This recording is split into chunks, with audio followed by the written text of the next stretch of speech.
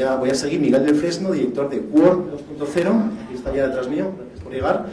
Sí, creo que el orador, ¿no? Tenemos que, bueno, meterlo, intenta tú, y si no el técnico.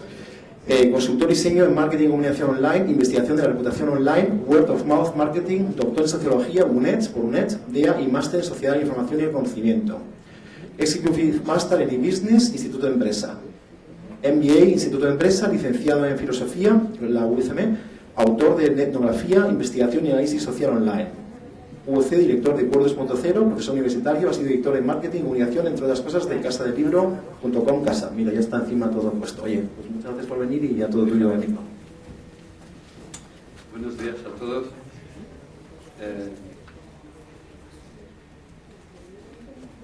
Voy a intentaros transmitir, por un lado, estas dos vertientes que comentaba Javier. Por un lado, mi experiencia profesional. Llevo 3 años dedicándome a hacer investigación de reputación online. Esto que pongo aquí: investigación, monitorización y gestión. Y por otro lado, entender o intentar transmitir el marco en el que entiendo lo que está sucediendo. Y ahí me pierde o me influye bastante mi formación, tanto sociológica como en parte etnográfica dentro de la antropología. En realidad lo que os voy a contar es de sentido común, pero es una cosa que le digo a mis clientes normalmente. Lo obvio, cuando te lo enseño, no tiene por qué ser sorprendente. Y a ellos les sorprende. Mira, ayer me sorprendí yo. Encontré una cita de un gurú, que algo así, supongo que será, que tiene que conseguir información de internet es como intentar beber agua de estos hidratantes. Y pensé que es un error. Yo creo que el problema es que la mayoría de la gente afronta internet sin criterio, y que para mí, y mi experiencia, es que se trata más de un problema de filtro, no de exceso de información, sino de filtro de esa información y de un propósito, saber para qué la vamos a utilizar. Por tanto, teniendo en cuenta esto, no hay mejor fuego, no hay mejor manera de apagar un fuego que no provocarlo. Es probablemente la primera obviedad que os voy a decir. No os tiene que sorprender, es evidente, pero no hay mejor crisis que la que no sucede. Y eso significa que si alguna crisis no sucede, y estoy de acuerdo con Ismael, que tarde o temprano cada uno se va a tener que enfrentar a distintas crisis, pero también con distintas intensidades, y algunas crisis no son tales, y algunas veces no hay que hacer nada, y a veces no hay que intervenir. Entonces lo que voy a intentar es transmitir toda esta experiencia de estos últimos años. Las crisis de comunicación se crean por errores, siempre. Siempre hay alguien que ha creado la crisis. No surge espontáneamente. Es muy difícil que una crisis que no es verdad, que no tiene ninguna base, se expanda. Siempre hay una base empírica y real para que se expanda. Y luego lo que sí ocurre es que hay gente que se dedica a echar fuego, incluso desde dentro de las propias marcas. No hace mucho tiempo, uno de los mayores errores que cometió Nestlé fue el community manager entrando a saco frente a la gente que estaba protestando con KitKat, porque Greenpeace había denunciado cómo estaban desforestando determinado tipo de selvas para conseguir el aceite. No lo hacía directamente Nestlé, es verdad, lo hacía con proveedores intermedios. Se les denunció y al community manager lo único que se le ocurrió fue echar gasolina diciendo: no manipuléis el logo de Nestlé. Bien. Mira, yo también había puesto esto. Es cierto que estaba ya, el tema de Donetes estaba ahí, pero también es cierto que nadie se dio cuenta dentro de la marca, ni dentro de la agencia, ni dentro del departamento de marketing, ni dentro del departamento de comunicación, de que esto se había quedado desfasado. Y sí que tuvieron una reacción razonable, ya tuvieron que ir a apagar el fuego, ya se había creado, tuvieron que ir a apagarlo, ¿vale? Y empezaron a reaccionar. O sea, cuando alguien reacciona, ya ha pasado. Y al final esto siempre acaba transmitiéndose de un sitio a un contexto a otro. Siempre los medios de comunicación cada día más utilizan las redes sociales para buscar noticias. Por cierto, daos cuenta que han renunciado a los medios de comunicación clásicos, han renunciado a una de las vocaciones tradicionales suyas, que es intentar dar las noticias en tiempo real. Siempre hay alguien últimamente con un móvil, como decía Ismael muy bien, siempre hay alguien que está dando la noticia mucho más rápido que cualquier periodista. Y luego ya el colmo fue cuando leo y alguien me dice que Donetes ha gestionado muy bien su su crisis. Bueno, pero es que ha tenido una crisis. ¿Qué quieres? ¿Que alaben lo que es de sentido común? Solucionarlo, apagarlo, es lo lógico, lo normal. No hay que hacer de eso un éxito. ¿Por qué es importante la reputación online? Enlazando con lo que os decía de los temas de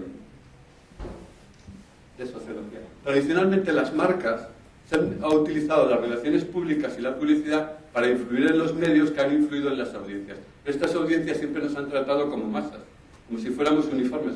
Incluso los que conozcáis el Estudio General de Medios, veréis que nos reducen a todos a porcentajes. O sea, es una ingenuidad pensar que se puede reducir la complejidad social a los porcentajes. Tan ingenuo como el cambiar lo que ha hecho ahora el mundo de poner los tweets al directo. El problema del mundo es que dentro de 2 o 3 meses va a hacer un R de 200 empleados nuevos. No que habrá una sección absolutamente demagógica de los tweets al director, que por supuesto no va a salir ningún crítico con Pedro J. ¿Cuál es la diferencia? ¿Qué es lo que está poniendo en cuestión? ¿Qué es lo que está cambiando el ecosistema de influencia?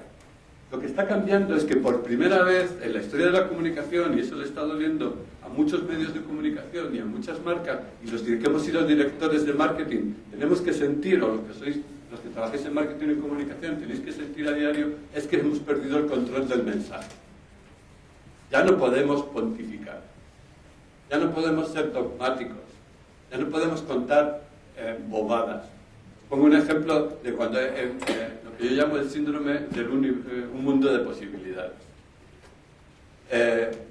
Pasa muy a menudo que cuando estamos analizando el clima de opinión de una marca, aparecen los fakes. O sea, la marca haciéndose pasar por un supuesto cliente, usuario, que además es público.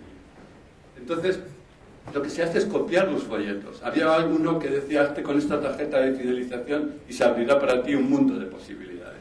Claro, lo que todos decimos todos los días, a todos nuestros amigos, ¿verdad? Hazte con esta tarjeta de fidelización y se abrirá para ti un mundo de posibilidades. El sentido común lo que te dice es que la gente en Internet se comunica diciendo cada 50 euros esta tarjeta es recomendable que la tengas porque te devuelve el 5 o el 10%. O como un franquiciado de una empresa que empieza por Mac y termina por Donuts, decía que cuando estaba en McDonald's veía pasar y veía a los niños jugar y mientras se comía una hamburguesa veía pasar la vida ante sí. Claro, lo que yo digo siempre, igual que vosotros, o sea, que tomáis una hamburguesa y veis pasar la vida ante vosotros. Lo curioso es que esa es la comunicación que ha funcionado siempre. Yo llevo unos 15 años en marketing y pues es verdad, en realidad siempre he estado con el síndrome del mundo de posibilidades. Y lo que no es aceptable ahora es ese tono. Eso lo decía también muy bien, y me imagino que lo irán comentando en el día. El tono tiene que cambiar. No vale esa postura dogmática. Por primera vez tenemos la posibilidad de responder. Y esa respuesta está fuera de control. Por tanto, lo que está ocurriendo es que las personas, y no caigamos en el error de somos fans de marca, nadie es fans de marca. Alguien recomienda una marca porque quiere y aprecia a sus amigos, no porque sea fans de marca. Pensad por qué recomendáis un libro, un restaurante, una película, o no la recomendáis. Nosotros somos parte del mensaje, somos parte de la credibilidad, somos la esencia de por qué algo es creíble o no, no la marca que recomendamos o no. Por tanto, lo que está ocurriendo es que ya no es significativa una separación entre el on y offline. Lo que hay es un proceso de hibridación. Las opiniones, la sociabilidad, está fluyendo en las dos direcciones. Es un mismo continuo, ¿no? Está basado en el intercambio de información. Y además me estoy dando cuenta en los estudios que hemos visto cómo los procesos de compra tienen cada vez más un proceso de decisión colectiva. Hace poco estaba presentando un estudio sobre colchones, de una marca muy conocida de colchones, y aparentemente lo que es una compra privada es extraordinariamente complejo de cómo se recurre al contexto para buscar apoyo de cómo tomar esa decisión. Por tanto, las decisiones privadas cada vez tienen un componente social más alto. Tenéis que tenerlo en cuenta a la hora de hacer vuestros planes. Un modelo que he utilizado mucho y desde el 2009 no encuentro todavía ninguna razón para que lo cambiéis, para cambiarlo. Pero creo que os ayudará a poner un poco de orden. Imaginemos que estamos en un hipotético hoy. Lo que queréis saber es qué se piensa de vuestra marca. ¿Cuál es el clima de opinión? Veremos ahora cómo intentar aproximarlo para que lo comprendáis. ¿Vale? Si nos vamos hacia atrás en el tiempo, lo que estaremos haciendo será investigación de ese clima de opinión. Haremos una gran foto de partida sobre qué es lo que están hablando, de qué temáticas, quiénes y dónde y con qué actitud lo están haciendo. ¿Vale? Eso es muchísima información, mucho más relevante de lo que a priori probablemente alguno crea.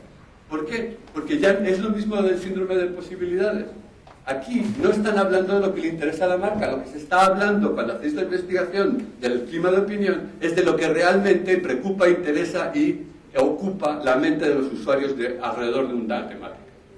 La otra manera de seguir cómo se está conformando, se está creando un clima de opinión, es con la monitorización. Cogéis una herramienta de monitorización, ya veremos después los límites que puede tener, y vais viéndolo cómo se va conformando, a partir de un hipotético hoy, cómo se va conformando ese clima de opinión. Una vez que se tienen las dos cosas claras, de qué temas se están hablando, quién, dónde, cómo y cuándo, y con qué actitud, es cuando se está conformando, es cuando podéis ir a la parte tercera de la gestión. ¿Qué es lo que está ocurriendo desde mi punto de vista? Que se están saltando, todo el mundo se está saltando en general y se va al punto 3. ¿Y con qué va? Con el síndrome de posibilidades. Se va a contar lo que se quiere contar, no lo que realmente preocupa a los usuarios y a cómo se están creando los temas del clima de opinión. Entonces, eso es lo que está ocurriendo. Se va directamente al 3 con un discurso. Yo solo ponía el ejemplo de una amiga. Está hablando de salchichas, de una marca de salchichas. Yo no quiero hablar con una marca de salchichas. No, es que también hablo de fútbol. No, es que si quiero hablar de fútbol, ya miré a otro lado. El problema es, si yo quiero hablar de componentes de las salchichas, me vas a contestar como marca. Si vamos a hablar del proceso de elaboración, si vamos a hablar de los conservantes, si vamos a hablar de los ingredientes que pueden ser cancerígenos, ¿vas a hablar? No. Seguramente no. Entonces no te metas en esos cambios. Estáis expuestos, y las marcas están expuestas a entrar y ser críticas. Y ser preguntadas por lo que es relevante para los usuarios o los ciudadanos, no para la marca en sí misma. Este es el típico caso de los políticos. Los políticos utilizan cualquier soporte como espacio emitido. Da igual, no van a interactuar. No sé si viene alguien o no viene alguien de un partido político, pero yo cuando he intentado interactuar con ellos en los últimos 2 años y he hecho estudios sobre cómo han hecho las campañas electorales, solo es mi dinero. Nunca responden. Y además son tan brillantes que hacen preguntas como la de Pregúntale a Mariano. Algunos la habréis seguido, ¿no? Son tan brillantes estrategas que hacen estos movimientos estratégicos. ¿Cuál es el problema? El problema es que es esto lo que se está vendiendo por ahí. Actúa, ve, escribe, no sé qué, pero no con cerebro. No se está preguntando el qué. Se está diciendo actúa. ¿Vale? Esto es como lo que recordéis la película de La vida de Brian. Es como que todo el mundo está buscando el Mesías. Pero al Mesías lo que hay que preguntarle es lo que le decía las masas a Brian. Dinos cómo. ¿Qué es lo que ocurre? El planteamiento de ir directamente a la parte de gestión es puro músculo, pero músculo sin cerebro, puro anabolizante, por decirlo de alguna manera. Sin cerebro se actúa normalmente mal y se tiene mucho más riesgo de generar crisis o de generar disonancias entre el discurso de las personas que estamos ahí, de los social media, y del discurso de las marcas. Entonces, la disonancia es mala y hablar del tema que es del síndrome de posibilidades es peor. Con la monitorización lo que tenemos que hacer es un proceso muy simple, utilizar ese ruido, ese filtrado en datos para convertirlo en tomas de decisiones acertadas, porque es por lo que nos pagan a todos, por tomar decisiones acertadas. Para eso hay que hacer un sistema de filtrado, hay que saber identificar dónde está el clima de opinión y hacerlo con distintas maneras y estrategias de búsqueda a base de keywords o de key phrases. ¿Vale? Esto no vale para nada. No vale para tomar decisiones. Esto, como me decía una jefa, nice to see. No es un must have. Esto es nice to see. Está muy bien que sí, que lo utilicemos, pero esto no es reputación. Esto solo son gráficos. Y no os van a solucionar la vida, porque la inteligencia que le aplicáis, la interpretación de los gráficos, es lo único que tiene sentido. Esto, el rojo, es una crisis en Internet. Si actuáis arriba, lo más probable es que os equivoquéis. Hay que saber identificar cuándo hay una crisis y cuándo no la hay. ¿Cuándo de aquí es crisis? No lo sé, porque algunos sitios pueden estar hablando bien, algunos de esos picos pueden estar hablando bien. Pero también pueden estar mezclándose lo bueno y lo malo y lo neutro.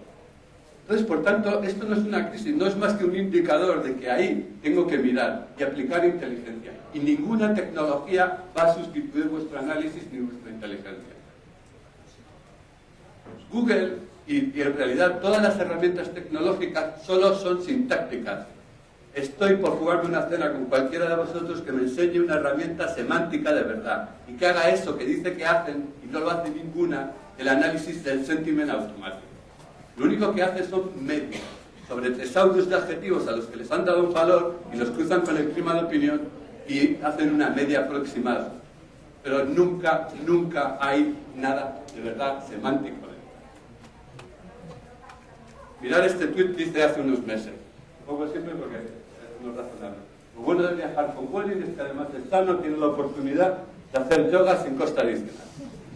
Esto cualquier herramienta lo pone como un +6, porque le pone más sano y bueno y oportunidad, y suponiendo que entienda sin coste como gratis, le pondría un 6 o un 7. Y es absolutamente sarcástico.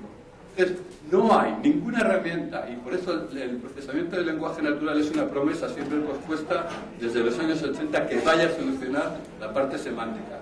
Como decía el otro día en Telefónica, que estuve dando una conferencia, decía, si existiera una tecnología semántica, además de Telefónica, ¿quién la tendría? Evidentemente Google. Entonces no buscaríamos todos hotel barato centro Barcelona, cosa que cognitivamente dice mucho de nosotros, de cómo nos hemos adaptado a Google para hacer búsquedas sintácticas, no semánticas. ¿Vale? Entonces, una conclusión parcial es la monitorización solo son datos. La monitorización no es la reputación, igual que no lo es el SEO. El SEO es importante, sin ninguna duda, pero el SEO no es reputación. Ayer se lo explicaba a una chica en el blog, decía, por muy visible que sea una botella en un lineal, jamás será el vino. Pues exactamente eso es el SEO. No es que no sea importante, es que confundir el SEO, como Mael a veces me lo ha escuchado, y algunos de vosotros quizás, confundir el SEO con la reputación es como confundir el maquillaje con la belleza. Vale, entonces la buena noticia es que usar la tecnología es fácil.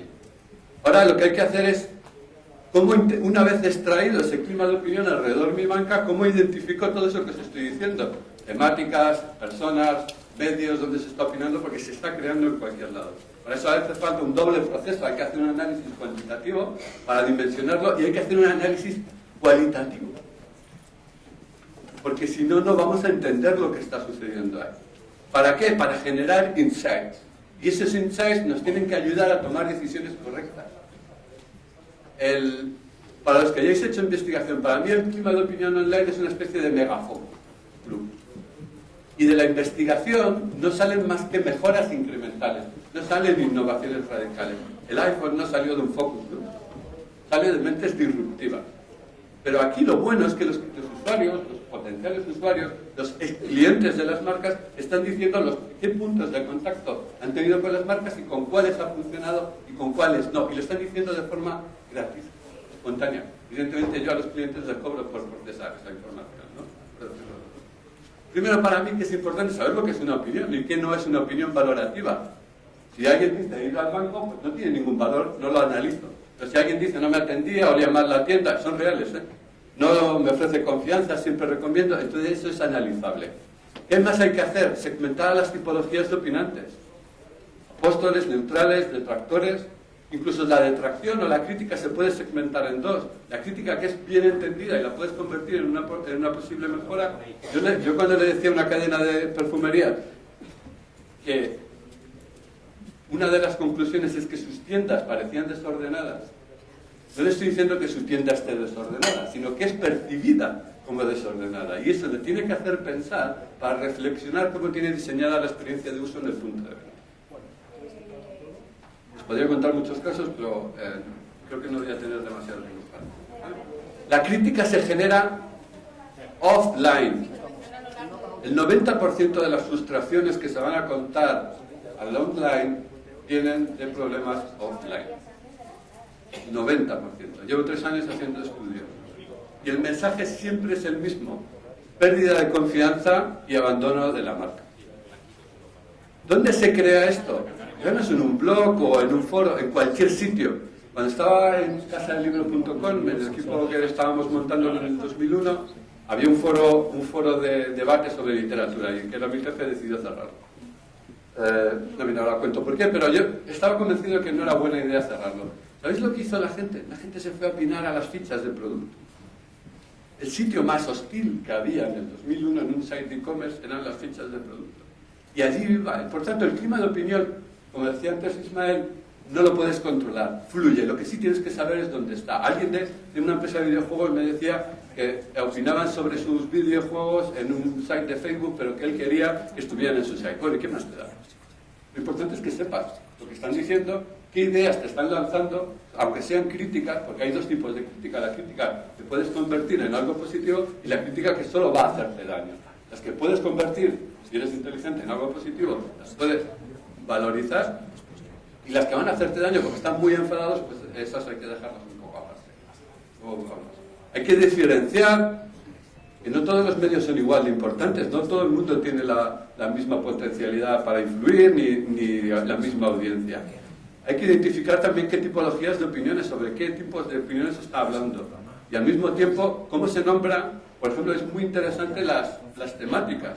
Hay algunas que son constantes, pues precio, calidad-precio, relación calidad-precio, experiencia de uso, pero algunas se habla de plan de expansión o de marca o de promociones o lo que sea. Entonces hay que estar muy fino en cada estudio para poder identificar las temáticas de las opiniones propias de cada marca. Y también hay que identificar cómo a uno le asocian con su competencia. Con Colacao era obvio que nos iba a salir Nesquik. Con McDonald's era obvio que nos iba a salir Burger King. Con la UOC era obvio que nos iba a salir la UNED. Con Flex era aparentemente obvio que iba a salir Picolín, pero no salió. Curiosamente no se hacía el side by side en el esquema de opinión. Entonces cada estudio a veces nos rompe pequeños esquemas previos y nos permite ir aprendiendo más. Entonces eso es lo importante. El marketing no es más que una batalla de percepciones, no es una batalla de productos, por eso no triunfan siempre los mejores productos. Y por tanto lo que nos sirve este tipo de investigación es para saber cuáles son lo que realmente las percepciones que están alrededor de las marcas. ¿Qué es lo que ocurre, volviendo ya al tema de la gestión de la reputación? ¿Qué es lo que ocurre con los que hemos hecho marketing tradicional? Que estábamos acostumbrados a macroacciones. Los que hayáis hecho un plan de medios de publicidad sabéis que tenéis los resultados antes de hacer la campaña. Tenéis los GRPs, los OTS, la cobertura, todo lo tenéis antes. Tapita al director de marketing, qué bueno soy. Cuando abrí una librería en Casa del Libro en Valencia, Canal No decidió que el prime time empezaba a las 8:30 de la noche y terminaba a las 1:30 a las 2 de la mañana. Eso significó que el 80% de mis RPs estaban en prime time. Tapita al director de marketing. En realidad no tenían más que el 35%. Entonces nos hemos acostumbrado con los medios, con las campañas tradicionales a tener unos resultados que los damos por buenos porque sí. ¿Alguien sabe cómo se mide la publicidad exterior? OTS. Y el OTS, perdón a algunos si se enfadáis conmigo, para mí eso de medir los OTS está más cerca de la bruja Lola que de cualquier procedimiento científico. Y soy sociólogo. Vale. Hace tiempo, hará unos 2 años, hice una pequeña encuesta para decir a la gente que tenía en mis redes, sobre todo en Twitter, cómo relacionarse con las marcas. Le pedía 2 cosas. Digo, dime 2 consejos. Luego hice un embudo y lo simplifiqué todo. He intentado ponerlo todo aquí. Antes de participar, escucha, aprende y comprende. No entréis a saco nunca. O sea, tomaros tiempo. Es una cuestión de que entender que cada comunidad donde vayáis a entrar tiene sus códigos implícitos de comportamiento. Tiene su tono aceptable. Incluso, por decirlo de otra manera, la moral reside en el grupo. Y tenéis que entenderlo. Hasta que no entendáis eso, y esto tiene que ver mucho, por ejemplo, con etnografía, hasta que no estás dentro del campo, no eres capaz de percibir las singularidades de ese campo. Por tanto, el tono es imprescindible. Aquí se ha puesto, Ismael, algunos ejemplos de cómo el tono estaba muy equivocado. Identificar a qué, a quién, dónde y cómo ofrecer valor. ¿Y cuál es el valor? Después participa en la conversación, responde, interactúa, pero no seas dogmático. No intentes controlar la creación, no impongas a hablar de salchichas. La gente no quiere hablar de salchichas, por decirlo de otra forma. Sea auténtico. No, el fake se penaliza mucho, lo habéis visto. Probablemente el primer Antonio era realmente de día. Pero enseguida, el hecho de que no se perciba como honesto y y que parezca alguien que está haciendo propaganda, en el peor sentido publicitario de la palabra, es penalizado absolutamente y muy rápido por la comunidad. Los foros son muy sensibles. Hay que saber que uno no puede comunicar igual. Yo ya estoy harto, por ejemplo, de que me escriban a mi blog, hola blogger. He leído mucho tu blog y me interesa mucho tu temática. Y yo sé que está mintiendo, ¿no? Y es que lo borro inmediatamente. Porque tengo un banner en el blog que pone espacio reservado para la publicidad que no quiero hacer en este blog. Y nadie lo ha leído. Y es muy visible. Entonces, eso no es hacer blogger reelection, eso es cabrear a bloggers. Los foros no podéis infiltraros a hacer porque os van a pillar enseguida, porque los foros son gente donde participa muy poca gente, lo hace mucho y por tanto se controlan entre ellos. Los sistemas de autocontrol funcionan mucho dentro de las comunidades. En Facebook no siempre hay que abrir una página de fan. Yo recuerdo que hace 3 años estábamos haciendo una campaña de comunicación para un acelerador de neutrones. Un acelerador de espalación de neutrones. Sigo sin saber qué es. Contraté a físicos, evidentemente, y a gente que estaba haciendo el doctorado. Pero no se me ocurrió hacer una página de fans de un acelerador de espalación de neutrones. Pero sí utilizamos Facebook porque buscamos todas las universidades y todos los departamentos de física y todas las revistas científicas que podían estar interesadas en ese tema. Nos identificamos, contamos el proyecto y no tuvimos un solo problema. O sea, parecíamos y lo éramos auténticos. No intentes imponer el contenido ni la comunicación, no intentes controlar los temas de conversación, el tono, experimenta, prueba, asume, pero con gaseosa. No hagáis grandes apuestas, aprender mucho de vuestra audiencia. Si vais a renunciar a hacer la investigación o aprender lo que ya se dice, por lo menos a hacer las pruebas con gases. No hay atajos, aunque os sorprenda. Y estos atajos son los de las agencias mandando notas de prensa, que yo todavía no lo entiendo porque han entendido que mi email es un fax, como el de los medios de comunicación. Algo que todavía me sorprende después de tantos años en esto. No olvidar que todos somos personas, no consumidores. No penséis, no veáis solo la pasta en la gente con la que os relacionáis. La venta vendrá después. Se puede vender, si no alguien dice que no. Yo lo tengo muy claro. Cuando estaba en casalibro.com, lo único que quería era vender libros. Era lo que más me interesaba. Y por eso me pagaban al final de mes. Y por eso sobrevivió. Y cuando éramos la última librería de la cadena, ahora explica que sea la segunda. Y facturan unos 9 millones de euros. Más cosas. Aspectos tácticos. Hay que tener, cuando contaba Ismael lo de los procedimientos, yo trabajé, en mi primer trabajo remunerado con contrato fue en Lufthansa. Había un procedimiento clarísimo de cómo actuar en caso de crisis. Y sobre todo, quién no hablaba. Estaba súper procedimentado. Y eso lo han hecho siempre los departamentos de comunicación. Ahora, me sorprende que se piense que porque esto se trata en un contexto nuevo, no tiene que servir el sentido común clásico. El contenido no es el rey ni la reina, solo es la moneda de intercambio.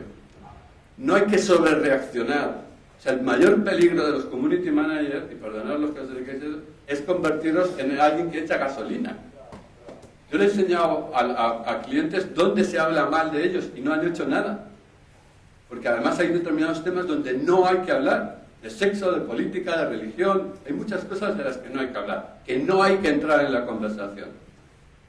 El principio de precaución es no sobrereactúes, no sobrereacciones, no entres en la conversación. No tienes que contestar en tiempo real. Se puede tomar uno tiempo para reflexionar. Y los de Donete lo hicieron bien. Hemos tomado nota de vuestra crítica, darnos un poco de tiempo, vamos a tomar una decisión en breve, os la comunicaremos. Punto. Ya está bien hecho, es como se ha hecho siempre. No hay que inventar nada en Internet, ¿no? Nadie obliga a contestar en tiempo real, inmediatamente. Hay que solucionar los problemas fuera de lo público. Yoigo lo hizo razonablemente bien conmigo. Oye, me soluciona una cosa. El problema es que os encontréis que detrás vuestro la empresa offline está cortocircuitada. Entonces, todo lo que hagáis ahí, si no entran procesos que estén integrados, no va a funcionar para nada. Solo va a ser un escaparate, vais a generar una expectativa, luego se va a sentir más frustrado, por tanto, habréis convertido a alguien en una persona más frustrada que antes. ¿Cuál es el proceso? Por simplificarlo mucho. Tomar los inputs de todo ese clima de web opinión, la inteligencia, traducirlo en insight y producir mejoras. La verdad que por eso avisaba desde el principio que iba a ser bastante obvio en algunas. Pero eso está ahí, porque nunca había estado. Las cartas al director, siempre hacía concursos con mis compañeros de la facultad a ver quién publicaba más cartas al director en el país a lo largo de cada curso, ¿no? Y tenían un tono, lo que entendimos es que había que tener un rollo, había que tener buen rollito, y no había que ser crítico, había que ser... Bueno, yo gané una vez 3-2 y 1 que quedaron, ¿no? Yo conseguí 3 en un curso.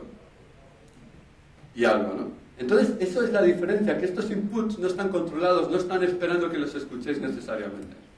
La reputación online, por tanto, es una especie de sombra digital que siempre os va a perseguir, que se está construyendo, que se está reconstruyendo, que depende de clientes, de empleados, de ex empleados, de potenciales usuarios, de potenciales clientes.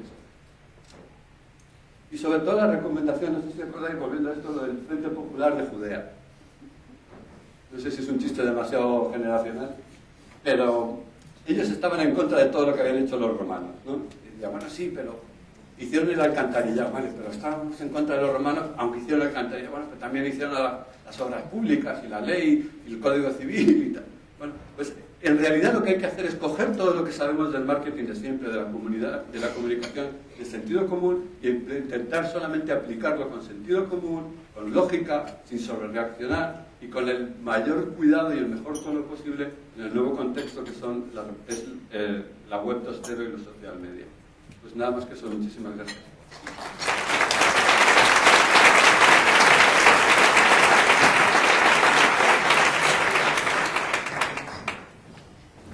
Gracias, Miguel. ¿Alguna pregunta para Miguel? Aprovechar, es que todos los días no se tiene aquí un experto de su categoría en un congreso de este tipo, ni a 30 euros tampoco. Sí, lo digo a decir porque parece que todavía hay algún ingrato que no se ha enterado. Pero de verdad, aprovechar, si queréis. Ahí está ya el micrófono, hay una persona que lo tiene, y si no, ya pasamos al próximo ponente, también un poco por el tema que se nos va la hora. No hay ninguna duda, nadie quiere aprovechar aquí una consulta gratuita a Miguel. Vale, pues muchísimas gracias, Miguel.